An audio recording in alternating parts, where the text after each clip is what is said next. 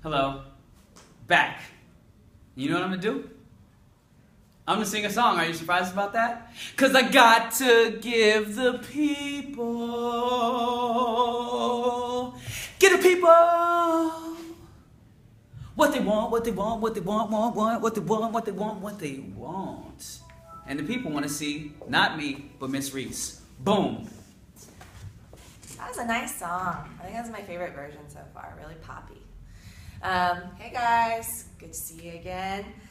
Today's video is going to be on order of operations. So grab a pencil, let's get started. Order of operations tell us what order we combine numbers in if there are multiple operations. Operations are things like addition, subtraction, multiplication, division, amongst another few. You might recognize these letters.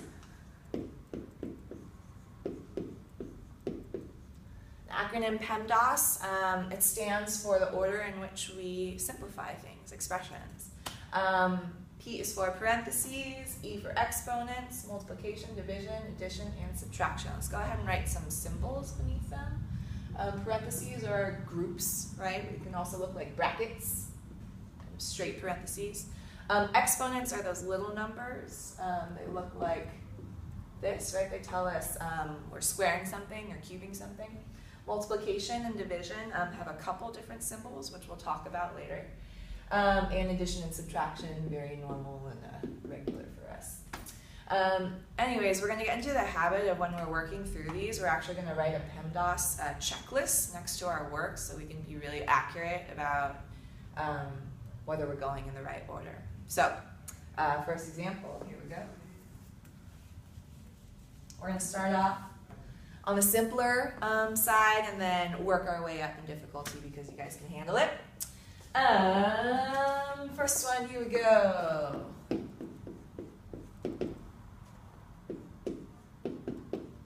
(16 plus 4 divided by 2 minus 3). So I like to think of operations as kind of the glue that sticks numbers together, and different operations do different things to numbers, so that's why we're going to write our PEMDAS checklist right next to it. I'm going to do it right underneath where it says example.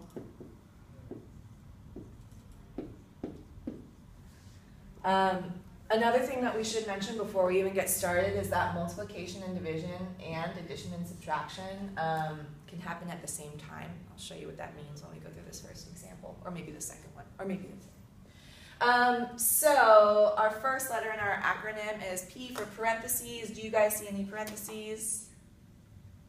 No, so we can cross that off our list and look at what is next, which is our letter E, which is for, yes, you are correct, exponents, but I don't see any. Do you guys? Exponents look different because they're little numbers, right? I don't see any of those. Here we're at multiplication and division, and I see that we definitely have division right here. What I like to think about is putting kind of like a blanket on everything else and think about just that operation one piece at a time. So 4 divided by 2 is 2.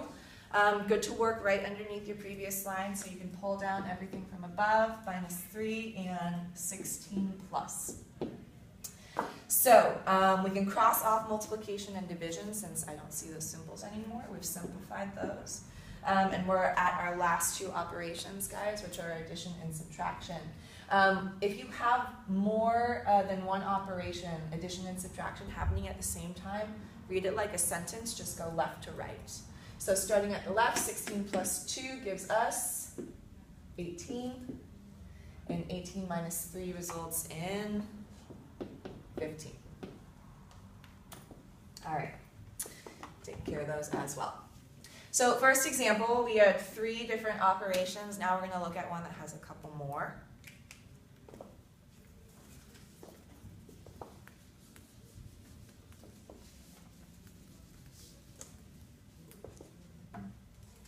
Example 2 on your paper, please. All right, so we're going to look at 7 times 4 being divided by 8 plus 49 minus 1. So guys, let's continue the habit of our PEMDAS checklist so we can be accurate about what we do first. Again, I'm going to kind of mark that those two go together. So this is a good point in time to have a conversation about this symbol right here, this large thing that separates the top and bottom. It might look familiar to a fraction because it is. Fractions have to do with division. So be really careful about how you look for symbols and operations in given math. So let's go ahead and see where we can get started. I don't see any parentheses, no groups. So we can cross that off our list. No exponents. Here we're at our four familiar operations: multiplication, division, addition, and subtraction. And we have basically one of each. So multiplication and division comes first. I see a multiplication in the top, so let's multiply 7 times 4, which is 28. Now, I know division looks like it should come before addition and subtraction, but it's definitely to our benefit to simplify all of this before we divide. Now, as long as we're dividing by what's accurate down here, it's okay if we add and subtract before we do our actual division. So 8 plus 49 would be 58. What do you think, Mr. Bass? Is 49 plus 8 58? 57? It's 57. 57, all right. Minus 1. And 57 came from 8 plus 49. And again, I'm just going to read it left to right, guys. 57 minus 1 would be 56. 28 over 56. Now, right now, I will not put a box around this because why? It's a fraction.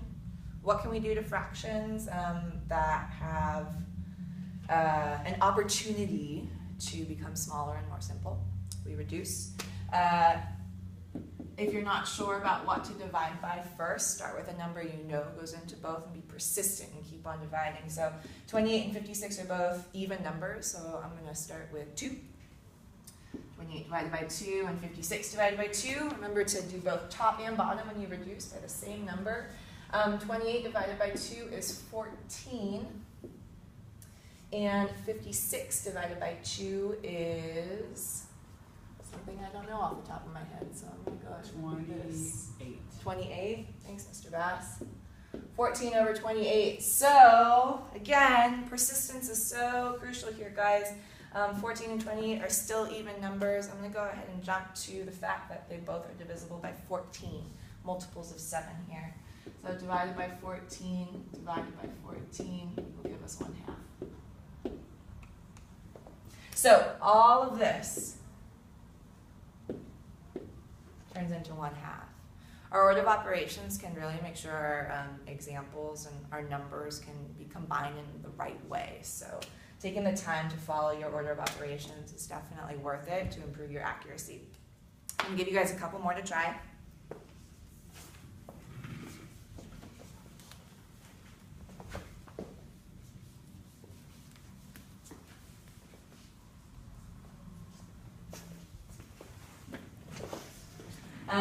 In these last two examples, guys, we're going to take a look at some problems that do have parentheses and exponents, so we can get used to seeing those as well. So I think this is example 3. And we've got this. Looking down at my paper. All right, so checklist goes up.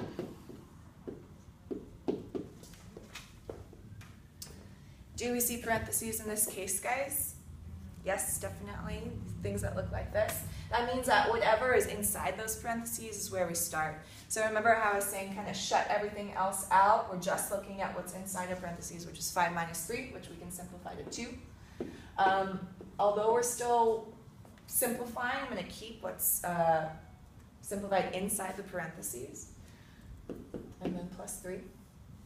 So we've taken care of our P and PEMDAS. Our next level would be exponents, which we have this little number right here. So something squared means the number times itself. So 2 squared would be 4. Now guys, make sure that you're paying really careful attention that 6 is glued to this as well. What operation is connecting 6 with 2 squared. Multiplication. So we have to be really careful about, even if things are directly smashed against each other, be really deliberate about what you do first. Exponents first, so covering everything else up. 2 squared, or 2 times 2 is 4. I still have 6, and it's still being multiplied by 4. So let's go back to our checklist. Exponents done, and now we have multiplication, division, addition, and subtraction left. I see that we have multiplication, 6 times 4, 24, and then plus 3 will give us 27. So even when we have parentheses and exponents, just keep on following your checklist. You're going to be cool. Our last one for today, guys.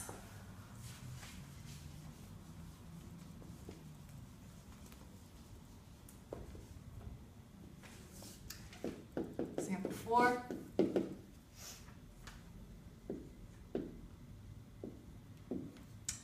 Times 2 divided by 4 plus 3 squared minus 1. Okay. Our checklist goes up, and what should we do first? No parentheses. I do see exponents, right? Those are easy numbers for us to find because they're little, right?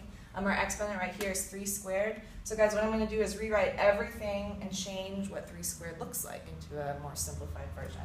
So 9 times 2. 4 plus stays the same, but our 3 squared is going to change into 9. 3 times 3 is 9 minus 1. Here we have some big common operations: multiplication, division, addition, and subtraction. Start with multiplication on the top. 9 times 2 would give us 18. And then from left to right on the bottom, since addition and subtraction both appear, 4 plus 9 is 13. And then 13 minus 1 would give us 12. Now again, we're at a fraction, guys, and your habit at this point should be, can I reduce it? Can it be smaller and more simple? The habit that I have is whenever I see even numbers, I'm like, okay, well, I know I can at least start with 2 and then see where I can go from there. So 18 divided by 2, 12 divided by 2 will give us 9/6. Now, this is odd and this is even. What number can go into both 9 and 6, guys? 3. 9 divided by 3 is 3, and 6 divided by 3 is 2. Just for fun, tell me what this is as a mixed number. Because I know that's like the funnest thing in the world for you guys. Anyways, I look forward to seeing you guys in class. I hope you guys have had a great weekend, and we will see you next time. Bye.